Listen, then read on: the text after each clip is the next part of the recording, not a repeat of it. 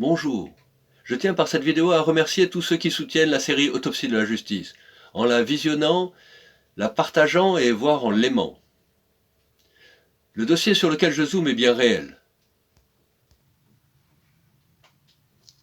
Nous avons ici à gauche un notaire pirate et à droite un magistrat en pleine action. Ce dossier est une parfaite illustration des liens qui existent entre la délinquance ou criminalité en col blanc et l'autorité publique, la magistrature, l'institution judiciaire. Un magistrat, assurément honnête et courageux, conclura « Ce dossier finira à l'école de la magistrature, car il est un parfait cas d'école. » De tout ce qu'il ne faut pas faire quand on est un magistrat intègre. Ce magistrat n'a pas la double casquette. Magistrat au service de la loi, tandis qu'il permet par ses jugements ou arrêts à des délinquants ou criminels en col blanc d'être au-dessus des lois. Les épisodes de la série sont parfois techniques, trop techniques pour certains. J'en suis désolé. Il s'agit d'être au plus près de la réalité, car sinon il serait aisé pour les représentants de l'État et autres complices mis en cause de crier à l'affabulation. Ces vidéos sont envoyées également à des magistrats et aux plus hauts responsables de la hiérarchie mise en cause.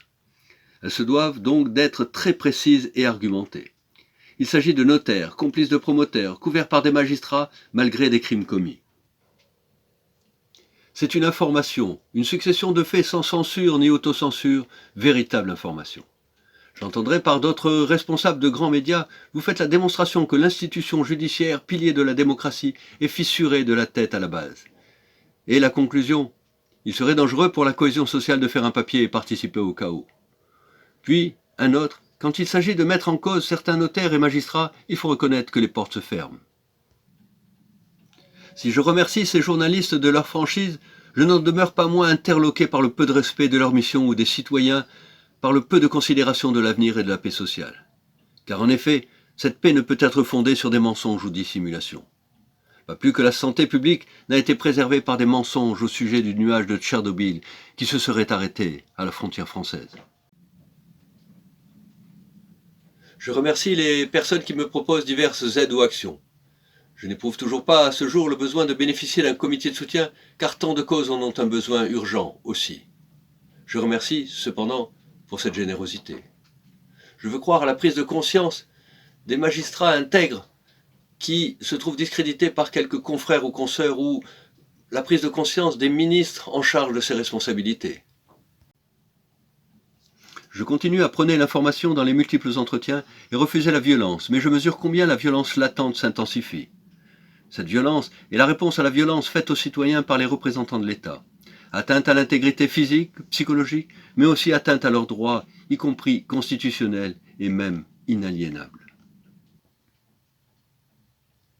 L'espoir réside dans les mouvements généraux qui, de par le monde, se succèdent et confortent le rêve de justice et du bon fonctionnement d'une démocratie, qui n'a plus en France que le nom. Faut-il être dans le déni pour prétendre le contraire? Bien sûr, il existera toujours des personnes dont la soumission à l'autorité laisse dubitatif celui qui rêve, cherche à avancer, connaître plus et mieux pour permettre un monde meilleur.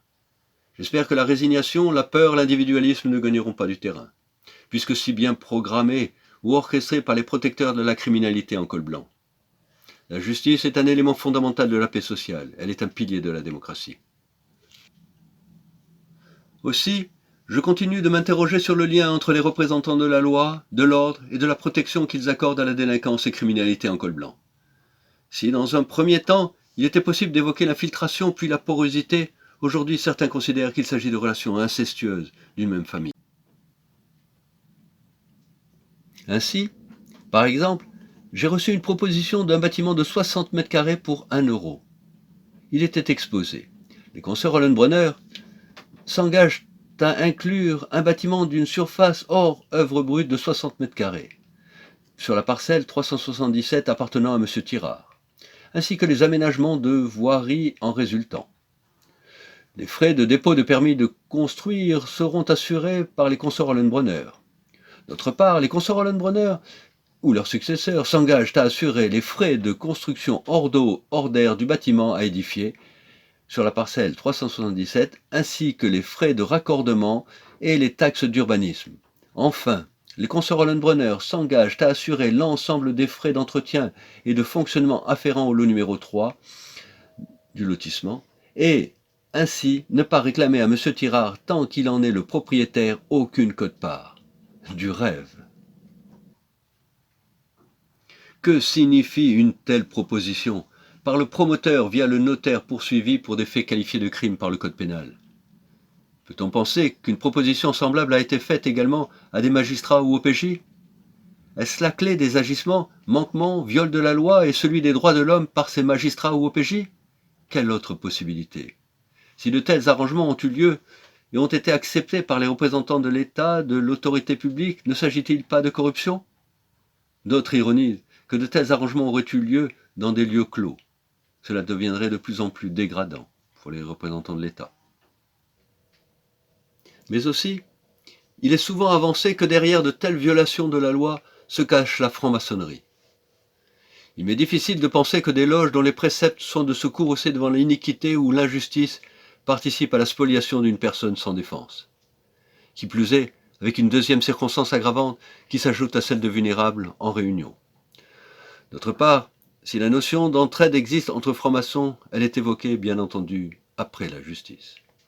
Or, pour le dossier qui sert d'exemple, des francs-maçons auraient transgressé des préceptes pour satisfaire la cupidité d'un vulgaire promoteur, d'un notaire et d'un petit pharmacien de village?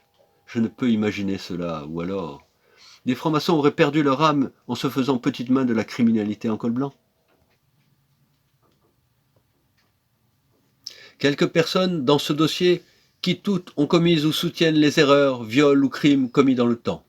Patrick Broussou, juge au TGI de La Rochelle, Michel Bussière, président de la Cour d'appel, M. Terrier, alors président de la 3e chambre de la Cour de cassation, Mme Isabelle Pagenel, procureure de la République qui excelle dans son double rôle, Mme Sonia Bélier, juge d'instruction, idem, M. Pierre-Louis Jacob, alors président de la chambre de l'instruction, M. Jérôme Forteau, officier de police judiciaire, M. Vincent Meunier, officier de police judiciaire, et bien sûr, ce ne sont que quelques exemples, des personnes en relation avec la spoliation ou de crimes commis.